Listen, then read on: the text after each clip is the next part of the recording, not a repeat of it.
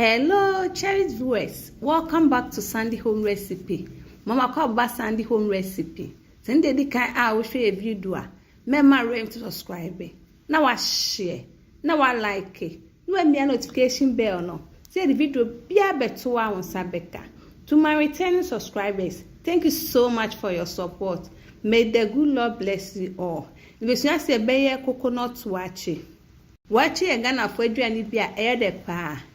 All ingredients are written in the description box below. Oko description box na ingredients in na there. E wo ho. Yes, start it. Oba wo beans mu na the good saucepan oba nua wo mu. Wo de asi ija so. Wo wi na wo de waakye haban na so ye den egum be se wo horo ho. Wo de ensuo aka ho no akata so ama na ben. Na beans ni si so no. No afa coconut mo kwa kodwa owi an wa horo ho ansa na watwi na waso ne su ensuo no beans no so wo ho an wa check e de ahwe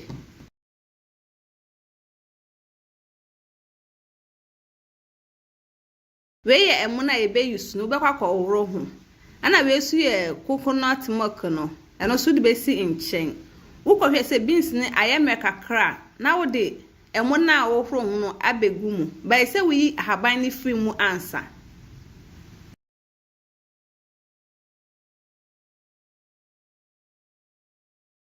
emu na gu mawie na di coconut milk na eden aka ho na wo oil kakra na wo di aka ho ba ye optional on pa on fa eden enka ho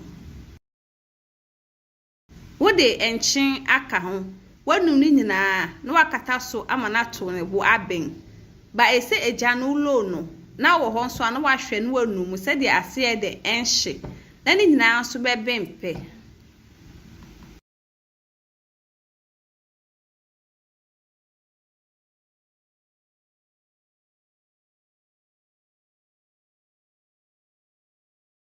etitem bia wo ho a ese de unumu. Please, if you are new to our channel, don't forget to subscribe, share, like, and also click the bell icon to get new video we will post. Ejana se ulo no, se de enhye.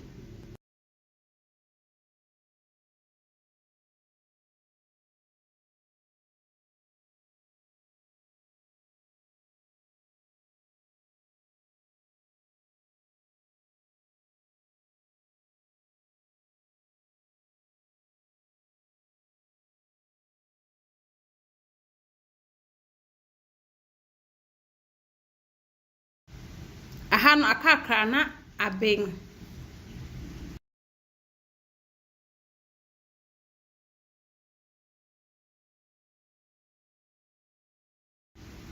Aha no aye ready. Na watwe, na wakwakọ serve.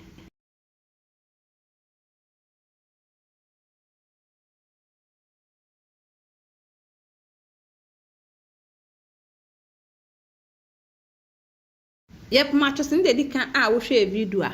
Me ma rave to subscribe. Na wa share, na wa like. We me notification bell no. Say the video bia beto a wo sabeka. Me ye na me taste here no. It tastes really nice. You will love it if we give it a try.